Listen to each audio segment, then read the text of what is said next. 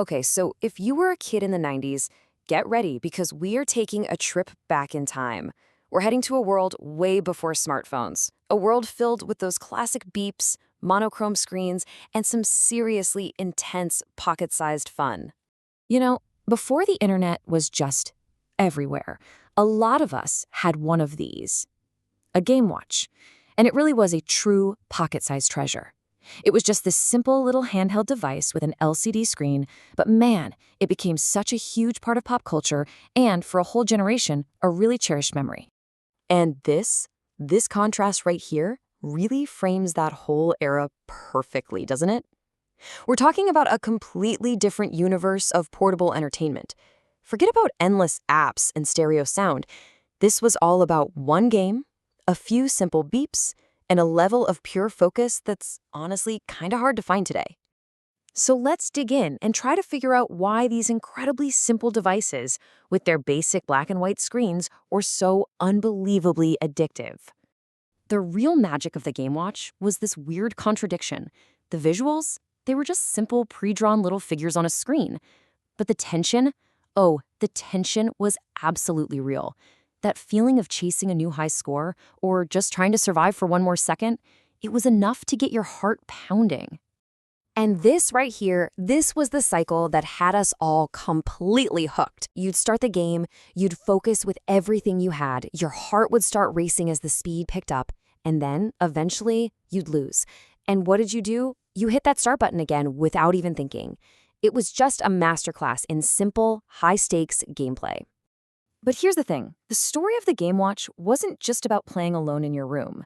No, it was about this totally unique social scene that popped up right outside the school gates.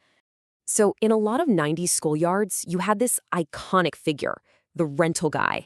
He'd show up with this big shoulder bag, and inside was this absolute treasure trove of dozens of these games, all hanging there, just ready to be rented.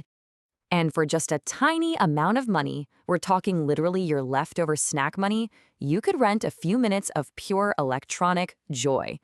This is what made it so great. It was accessible to pretty much everyone, even if you couldn't afford to actually buy one yourself.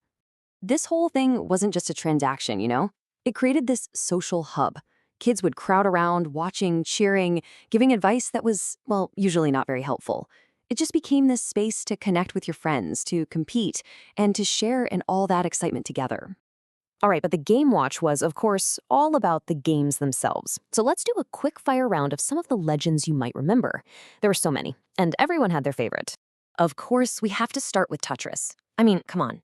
It was the undisputed king of block stacking puzzles. Those iconic beeping sounds were basically the soundtrack to so many bus rides home, training our brains to see falling blocks literally everywhere we looked. And oh my gosh, who could forget the absolute stress of Octopus?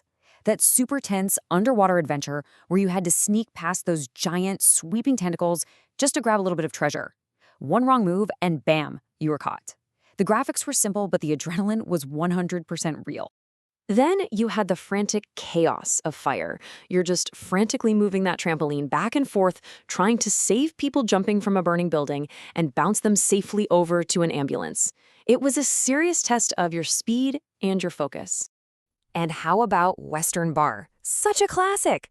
You played a bartender sliding drinks down the bar, collecting empty mugs, and trying to dodge bandits. It was fast, it was funny, and it was a total classroom favorite. And the list just goes on and on. The variety was huge. You could be an action hero in submarine battle, firing torpedoes at enemy ships. Or you could live out your martial arts fantasies in kung fu battle. Or you could feel the pressure in parachute, trying to save jumpers from shark-infested waters. So many choices.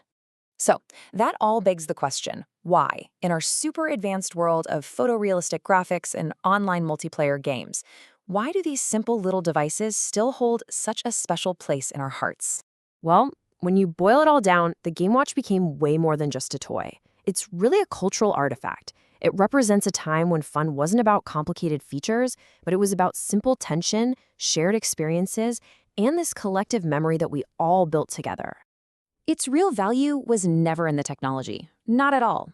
It was in that feeling of your heart racing, the laughter you shared with your friends, and the memories you made all huddled around that tiny little monochrome screen, just trying to be one more level.